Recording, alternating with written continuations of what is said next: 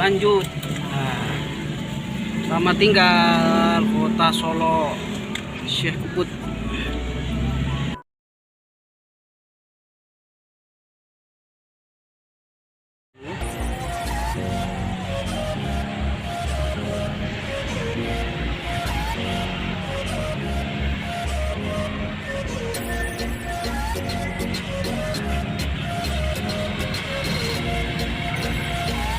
Ya, wisata Kerana Minang teman-teman, banyak wisatanya, banyak adat istiadatnya, adat budayanya, dan juga banyak kuliner yang bisa digali, terutama rendang.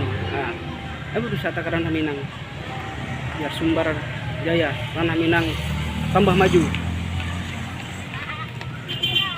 ya.